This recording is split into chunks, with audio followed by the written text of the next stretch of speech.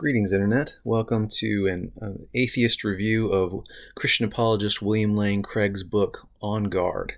This will be continuing to respond to things in the book in Chapter 2.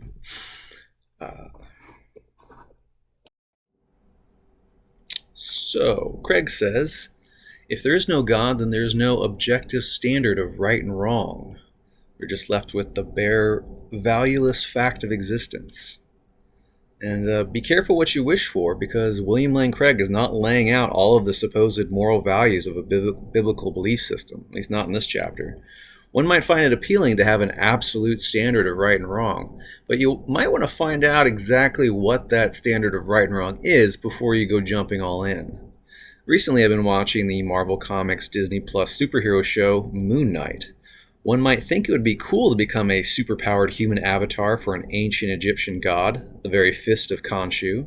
The show portrays an ideological clash between another competing god, Ammit, who wants to pre-punish sinners before they commit the sins, and Khonshu so far is portrayed as the more virtuous, since he is only into normal revenge after the fact. However, before you decide you want to magically suit up as the very fist of Khonshu, you might want to find out what prejudices, superstitions, and ancient moral barbarisms Khonshu wants justice for.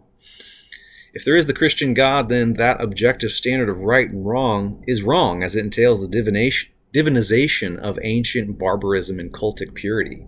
Do you want to avenge violations of all the details of the Code of Hammurabi? Well, the laws of Moses aren't an improvement. And Craig would have to write a whole book trying to explain away the genocide, slavery, sexism, homophobia, and other nonsense that is to become your illustrious transcendent morality. And he says we're, left with the bare, valueless fact of existence, but human nature is also part of the bare fact of existence. Christians derive their morality ultimately from the arbitrary structure of God's unknown nature through the dirty lens of dubious sources and perverse conclusions.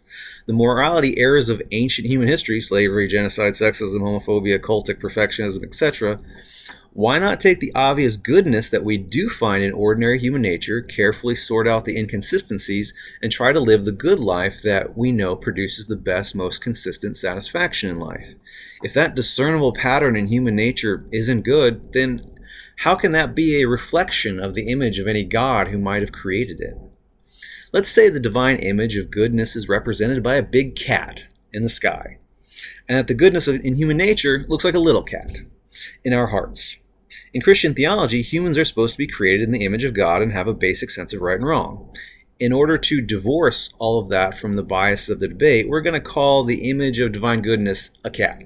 So if the cat in our hearts isn't a cat, then the cat in the sky also isn't a cat. Two cats. For the sake of secular morality, we can say, hey, look, we already have a cat in our hearts. Where's your cat in the sky?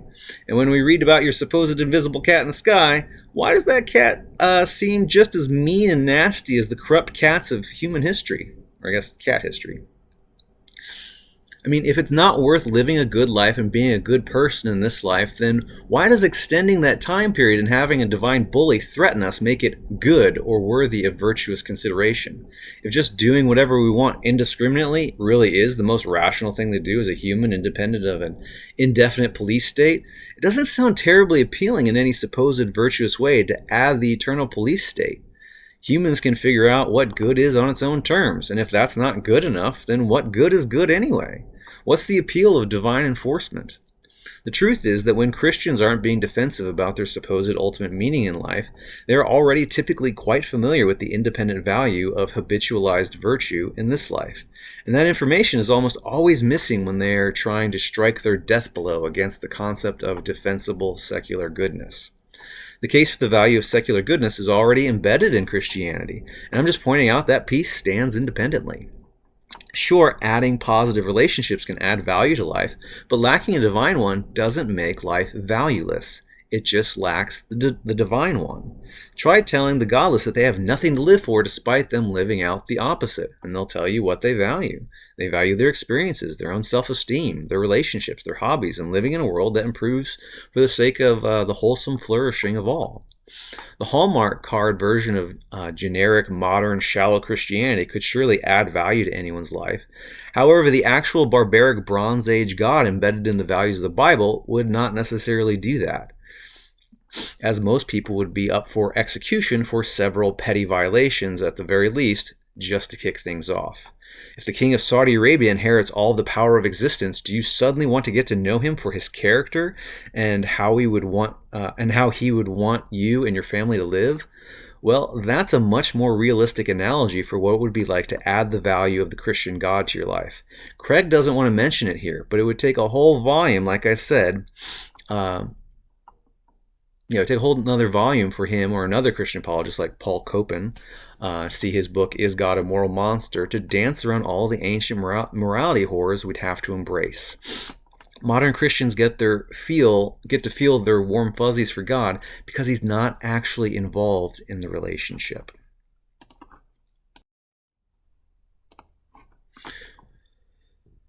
Craig says, after all, on the atheistic view, there's nothing special about humans. They're just accidental byproducts of nature that have evolved relatively recently on an infinitesimal speck of dust called the planet Earth, lost somewhere in a hostile and mindless universe, and which are doomed to perish individually and collectively in a relatively short time.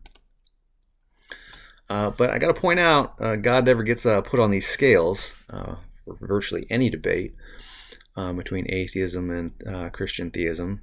But God's supposed good nature is just as much a complete metaphysical fluke pulled out of humanity's collective hindquarters. There's no reason for God to be the way that he is at all, if he is at all, for us to revere and respect as anything but pure metaphysical arbitrariness. But at least for humanity as surviving social cooperators, it actually makes practical and logistical sense to mine some of the best end results of that process as brought to us by our social evolution. It's been cooking in a time-tested oven, even if we have to throw out some of the elements that obviously aren't working. Craig says we are just machines for propagating DNA. It is every living object's sole reason for being. And honestly, there is quite a bit of inherent banality to the general teleology of human nature. Think of how many powerful sentiments revolve around the time-honored cliche of, it's all for the children. But what are the children here for other than to just make more meaningless adults? How is that not a practical joke for the vast majority of humanity who aren't in on the joke? They end up doing everything for the kids. Why? So the kids can make more kids? Evolution got more than it bargained for when it adapted human general intelligence. The versatility of mind had significant adaptive advantages over our duller competitors. But it also had the unintended consequence, not that any of the consequences were intended, of producing independent sentience that doesn't necessarily have to give a hoot about replication. We invented condoms and birth control, and I figured out we can enjoy a life of satisfying sex and other things, despite sex's obvious motivational status of trying to encourage us to make more babies. But, largely humanity still does end up caring about replication. For the children, it's all for the children. And children grow up just to grow up. Their feelings largely revolve around mating with the other sex, and then they live for their children, grow old and die. That is the epic character arc of a glorified replicator. Everything else is just kind of petty details. Oh, you have a God who suspiciously supports you largely just being a glorified replicator. How convenient for, evolution. Independent sentience slowly extracting itself from the banality of the raw logistics of biology is a baby step process. It is the true glorification of humanity. One day, as humanity collectively slowly takes ownership of all of its own properties, becomes more and more the master of its own destiny apart from the teleology of evolution, we will produce better and better independent sentience for ourselves, genetically, emotionally, intellectually, and otherwise. And we will be able to partake of the arbitrary optional pleasantries of life that evolution has equipped us with at our leisure without being slaves to them. We'll be able to enjoy eating an exquisite meal without actually needing to eat. Wouldn't it be nice to not have to embody a portable sewer system and all of the degradation that brings with it day after day? What is raw sentience, and how can that be wholesomely and holistically supported apart from the banalities it is currently besieged with that we've inherited from humanity's unsavory evolutionary past? That's a better question than how can the mysterious blood magic of the human sacrifice of a supposed God-man win me a spiritual lotto ticket to an afterlife with a divine Middle Eastern dictator that I've never met and probably wouldn't actually like?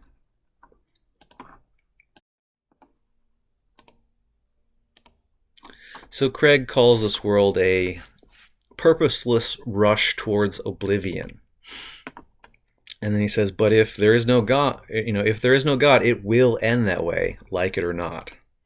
As though he's psychic. And this is, a straight up logical fallacy. It is an argument to the future. Does Craig have a time machine? No. So he's not arguing with data. He's arguing with a made-up story. It's totally possible that human civilization will come to nothing, but it's also possible, as I discussed, humans will become masters of their own destinies, attain some impressive divine status for themselves, and billions of years from now, hop universes and continue to find ways to exist and flourish indefinitely. Doesn't do you and me a lot of good, but Craig doesn't know that won't happen for humanity. I do recommend reading Steven Pinker's books, The Better Angels of Human Nature, Why Violence Has Declined, and Enlightenment Now, and also read Max Tegmark's Life 3.0. In my opinion, those books would get you in on the real conversation about humanity's real prospects for making it as a species and away from Craig's reactionary Christian nihilism and Jesus withdrawal syndrome. So Craig says famous atheist, philosopher, and author Bertrand Russell was inconsistent. For though he was an atheist, he was an outspoken social critic denouncing war and restrictions on sexual freedom. Russell admitted that he could not live as though ethical values were simply a matter of personal taste, and that he therefore found his own views incredible. I do not know the solution, he confessed. So William says one thing and Bertrand says another. Is that the end of the debate? This appears to be an impasse, but is really a superficial understanding of morality conflicts and a failure of imagination. By the way, if Yahweh says something else contrary to William and Bertrand, that's just another opinion. In any event, if you can't actually break down those moral opinions into their underlying assumptions, find the common denominator, so to speak, to solve the moral equation, and show how one perspective is actually more consistent with the true values of the other, then you really don't have any basis for preferring your own moral opinion, in any event. Morality is not just one simple impulse versus another. It's actually a complicated system of consistency based on a set of impulses humans largely share. That means we all have skin in the game and common rules can emerge from it. Either you can show it or you can't. If God can't show his work and demonstrate why his moral opinions are actually the most consistent towards living the good life, then what makes his morality better? Why should anyone care? Because he threatens us with a bigger gun? Perhaps you think because God is so smart that he would have the best reasons for his moral prescriptions. Fair enough. But if we had his reasons, we wouldn't even need God himself, because the wisdom of the morality would stand on its own merits and need no further justification. But we don't have God. We don't have his nature. We don't have good reason to think the Bible or any other holy book contains his commands. And we don't have the reasons for those commands. We do have humans, though, and we have human natures, and we have sufficient reason to figure out consistent prescriptions for best living practices. And an understanding of why that is way more valuable than spending your time pointlessly dancing around all the morality nonsense the Bible would foist upon us. So for me to conclude here with this video, Craig is talking about World War II and Nazis and Auschwitz. He's telling a story.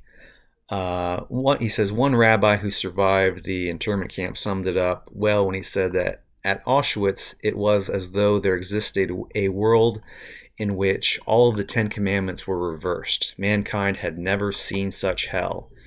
And yet, if God does not exist, then in a sense, our world is Auschwitz. That's what Craig says. Our world is Auschwitz if God doesn't exist. No, actually, if Christianity is true, then this world actually is the waiting room for an eternal Auschwitz. Jesus tells us to be perfect according to every inconsequential detail of Mosaic law, and that few will be saved from his wrath. Hence, most will be damned to eternal torment that he himself compares to actual torture in first-century prisons that he says lasts as long as the eternal paradise does for the saved. One cannot live a happy life condemning virtually everyone you meet to eternal torture over every trivial Mosaic law. I'm sorry, being a Christian is being in the cosmic Nazi party. So when he says, oh, life would be Auschwitz without God, no. With the Christian God actually frames life as Auschwitz. So it's so ridiculous. Like, he would at least have to address the issue, even if he has some different interpretation of the Bible. The eternal Auschwitz motif has been huge and prominent in Christianity, even if, the Bible just misspoke or something. So definitely something to consider.